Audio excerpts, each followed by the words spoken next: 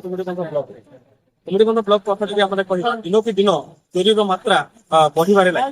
ଏଭଳି ପରିସ୍ଥିତିରେ ଆମେ ଯଦି କହିବା ଗତକାଲି ହର ମହାଦେବଙ୍କର ଯାତ୍ରା ଥିଲା। ପୋଲିସର ସୁରକ୍ଷା ମାନେ କଡାକଡି ସୁରକ୍ଷା ବଳରେ ମଧ୍ୟ ଚୋରି ଘଟଣା ଯୋଉ ହେଇଛି ତାହା ସେମାନଙ୍କୁ ପୋଲିସକୁ କଣ କରୁଛ କଡା ଟକ୍କର ଦେଇକିନା ସେମାନେ ଦୁର୍ବୃତ୍ତ ମାନେ କିଛି ଲୋକଙ୍କ ଚୋରି କରିଥିବା ମଧ୍ୟ ଆମ ନଜରକୁ ଆସିଛି। ଏଭଳି ପରିସ୍ଥିତିରେ ଆମେ ପୋଲିସର ସୁରକ୍ଷା ମଧ୍ୟ ବର୍ତ୍ତମାନ ପ୍ରଶ୍ନବାଚୀ ସୃଷ୍ଟି କରୁଛି। ଏଭଳି ପରିସ୍ଥିତିରେ ଆମମାନଙ୍କ ମଧ୍ୟରେ କିଛି ଗ୍ରାମବାସୀ ଅଛନ୍ତି ସେମାନଙ୍କର ମାନେ ପ୍ରତିକ୍ରିୟା ନେବା। ଗତ ଦିନ ମାନଙ୍କରେ ମଧ୍ୟ କିଛି ଚୋରି ହେଇଛି। ତୁମୁଡ଼ିବନ୍ଧର ମାଲିପଡା ଅଞ୍ଚଳରେ ଗତ ଦିନ ମାନଙ୍କରେ ଚୋରି ହେଇଛି।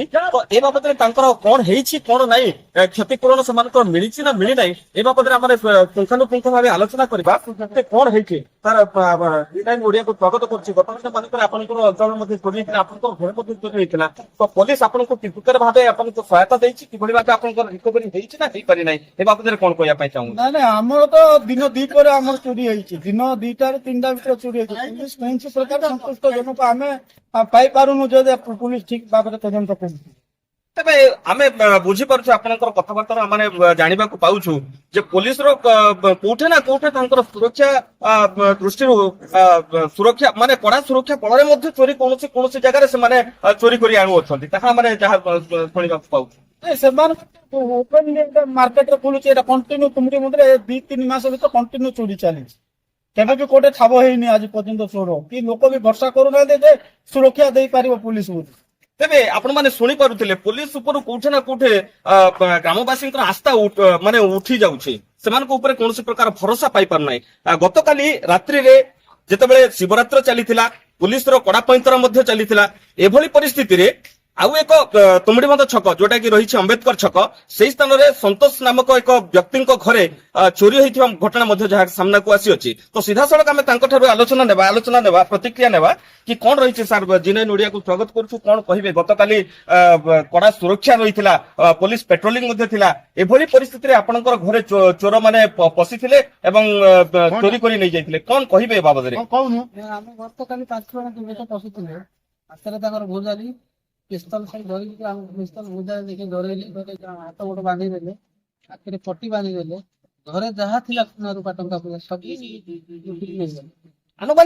ଆନୁମାନିକ କେତେ ଖଣ୍ଡେ ସୁନା ହେବ, କେତେ କ୍ୟାସ୍ କେତେ ଖଣ୍ଡେ ହେବ? ଆନୁମାନିକ 7-8 ଭରି ସୁନା ହବ। ଟଙ୍କା ନଗଦ ପାଖାପାଖି ହବ। ଆଉ ତାପରେ ତାଙ୍କ ଗଲି ତାପରେ ଖୋଲାମେଲା ଘରେ ଚୋରି ହେଲା। କଣ କରାଯିବ, ଆମେ କଣ କରିବୁ? ଏମିତି କହିବି କହିଲେ ତାପରେ ଏବେ ପୋଲିସ ପକ୍ଷରୁ ଆପଣ କୌଣସି ପ୍ରକାର ଆଶ୍ୱାସନା ପାଇନାହାନ୍ତି? ଯାହା ଆମେ ଆପଣଙ୍କର ପ୍ରତିକ୍ରିୟାରୁ ଆମେ ଯାହା ଶୁଣୁଥିଲୁ ଯେ ପୋଲିସ ପକ୍ଷରୁ ଆପଣ କୌଣସି ପ୍ରକାର ଆଶ୍ୱାସନା ବର୍ତ୍ତମାନ ପର୍ଯ୍ୟନ୍ତ ପୋଲିସର କୌଣସି ସହାୟତା ନାହିଁ। ତାପରେ ଏବେ ପୋଲିସ ଗାଡି ଆସି ଘରେ ଇନକ୍ୱାରି କରିଦେଇକି ଆମେ ସାଇଣ୍ଟିଫିକ ଟିମ୍ ମଗେଇକି ଡକେଇକି ଇନକ୍ୱାରି କରିବୁ, ଚୋର ଧରିବୁ। ଆପଣ ବ୍ୟସ୍ତ ହୁଅନ୍ତୁନି।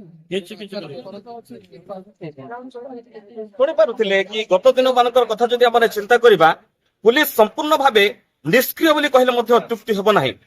ତୁମୁଡ଼ିବନ୍ଧ ଅଞ୍ଚଳରେ ଅନେକ ପ୍ରକାର ଚୋରି ହେଉଛି, ଅନେକ ପ୍ରକାର ଡକାୟତି ହେଉଛି, କିନ୍ତୁ ଏଯାବତ୍ ପୋଲିସର ହାତ ସମ୍ପୂର୍ଣ୍ଣ ଭାବେ ଖାଲି ପଡିଛି।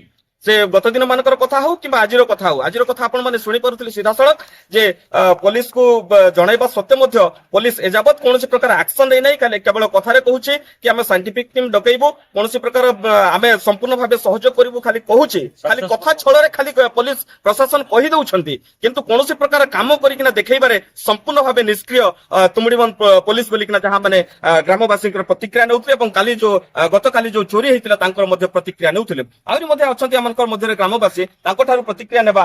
କଣ କହିବେ ଆଜ୍ଞା?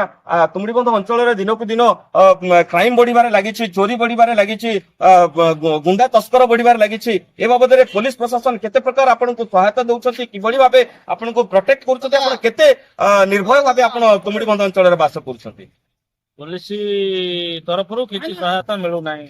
ଆମେ ଅସୁବିଧା ପଡ଼ିଲେ ଥାନାକୁ ଯାଇକି ପୋଲିସ ମାନଙ୍କ ସହିତ ସହାୟତା ନେବା ପାଇଁ ଯୋଗ୍ୟ, ପୋଲିସ ସାହାଯ୍ୟ କିଛି କରୁନାହାନ୍ତି। ଶୁଣିପାରୁଥିଲେ ଆଉ ଜଣଙ୍କର ପ୍ରତିକ୍ରିୟା ମଧ୍ୟ, ସେ ମଧ୍ୟ ସିଧାସଳଖ କହୁଥିଲେ କି ତୁମୁଡ଼ିବନ୍ଧ ଅଞ୍ଚଳରେ ଯୋଉ ଚୋରି ବଢୁଛି, ଯୋଉ କ୍ରାଇମ ବଢୁଛି, ଯୋଉ ଡକାୟତ ବଢୁଛି, ଯୋଉ ଲୁଟପାଟ ବଢୁଛି, ଏଥିପ୍ରତି ବାର ପୋଲିସର ଦ୍ୱାରସ୍ଥ ହେଲେ ମଧ୍ୟ କୌଣସି ପ୍ରକାର ପୋଲିସ ସେମାନଙ୍କୁ ସହାୟତା କରୁନଥିବା ସିଧାସଳଖ ସେମାନେ ପ୍ରତିକ୍ରିୟାରେ କହୁଥିଲେ। তো এই খবর প্রসারণ পরে ଦେଖିବାକୁ বাকি রহিলা যে পুলিশ কিভাবে ভাবে ଲୋକମାନଙ୍କୁ ସାହାଯ୍ୟ କରୁଛି କିଭଳି ଭାବେ ଲୋକମାନଙ୍କୁ ସହଯୋଗ କରୁଛି ଏଭଳି ପରିସ୍ଥିତି ଆମ କିଛି ସାହାଯ୍ୟ କରୁନି। ଆହୁରି ଗୋଟେ ଆମମାନଙ୍କ ମଧ୍ୟରେ ଅଛନ୍ତି ସମିତି ସଭ୍ୟ ଯାହାକି ଗତ ଦିନ ମାନଙ୍କରେ ସେ ତୁମୁଡିବନ୍ଧ ଅଞ୍ଚଳର ଗୋଟେ ଜଣାଶୁଣା ସମିତି ସଭ୍ୟ କହିଲେ ମଧ୍ୟ ଅତ୍ୟୁକ୍ତି ହେବ ନାହିଁ। ତାଙ୍କର ପ୍ରତିକ୍ରିୟା ମଧ୍ୟ ନେବା ସେ କଣ କହୁଛନ୍ତି ଏ ବାବଦରେ। ସାର୍ ଜିନେନ୍ ଓଡିଆକୁ ସ୍ୱାଗତ କରୁଛି। କଣ କହିବେ ଗତ ଦିନ ମାନଙ୍କର କଥା ହଉ କିମ୍ବା ଆଜି ଗତକାଲିର କଥା ହଉ ଦିନକୁ ଦିନ ତୁମୁଡିବନ୍ଧ ଅଞ୍ଚଳରେ ଚୋରି ସଂଖ୍ୟା ବଢି ବଢି ଚାଲିଛି, କ୍ରାଇମ ସଂଖ୍ୟା ବଢି ବଢି ଚାଲିଛି, କିନ୍ତୁ ପୋଲିସ ଏଯାବତ୍ ତାଙ୍କର ହାତ ସମ୍ପୂର୍ଣ୍ଣ ଭାବେ ଖାଲି ପଡିଛି। ଏ ବାବଦରେ କଣ ପ୍ରତିକ୍ରିୟା ଆପଣଙ୍କର ରହିବ? ବହୁତ ଭୁଲ ହଉଛି, ବାରମ୍ବାର ମୁଁ ଚୋରି ବନ୍ଧରେ ବହୁତ କିଛି ଚୋରି ଏଇଟା ତ ମାର୍କେଟ ଉପରେ କଥା। ମାର୍କେଟ ଉପରେ ମଧ୍ୟ ଚୋରି ଯାଉଛି କିନ୍ତୁ ପୁଲିସ କୌଣସି ଷ୍ଟେପ ନେଉନାହାନ୍ତି। ଏରା ରିପୋର୍ଟ କରିକି ନାଇଁ ରିପୋର୍ଟ କରାହଉଛି, ଖାଲି କହୁଛନ୍ତି କିନ୍ତୁ କିଛି କାର୍ଯ୍ୟକାରୀ ହଉନି। କିନ୍ତୁ କୌଣସି ଚୋରି ଆସାମକୁ ମଧ୍ୟ ଧରା ଯାଉନି କି କିଛି ହଉନି। ଆଚ୍ଛା, ଗତ ଦିନ ମାନଙ୍କରେ ଅନେକ ଏଇ ପ୍ରକାର ଚୋରି ହେଇଛି, ତ ସେମାନଙ୍କ ମଧ୍ୟରୁ କେତେ ଆସାମୀ ଧରା ପଡିଲେଣି କି? ନାଇଁ ସେମାନଙ୍କୁ ତ କାହାକୁ ଧରା ପଡିଲା ତ ଆମେ ଜାଣିବୁ ନାହିଁ। ଆଖି ରାତିରେ ମଧ୍ୟ ଦେଖୁନୁ କିନ୍ତୁ ବାରମ୍ବାର ଚୋରି ହେବାରେ ସହଜ। ସମସ୍ତେ ଜାଣିଛନ୍ତି ଚୋରି ହେଉଛି, ଦୋକାନ ବଜାର ସବୁ ଯାହା ଗରିବ ନିରୀହ ଲୋକମାନଙ୍କର ମଧ୍ୟ ଏତେ ଲୁଟ କରାଯାଉଛି।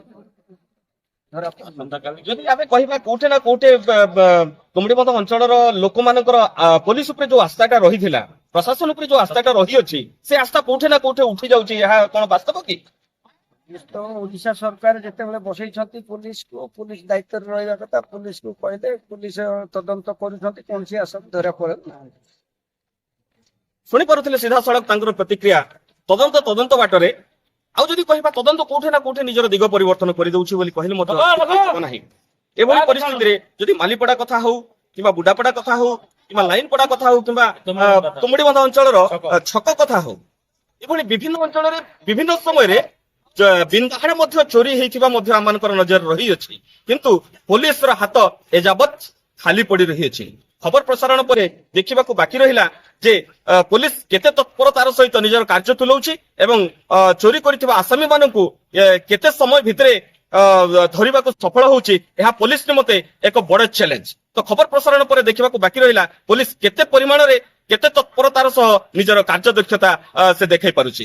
ତୁମୁଡିବନ୍ଧ ଅଞ୍ଚଳରୁ ଇମାନୁଏଲ ନାୟକଙ୍କ ରିପୋର୍ଟ, ଜିନେନ୍ ଓଡିଆ।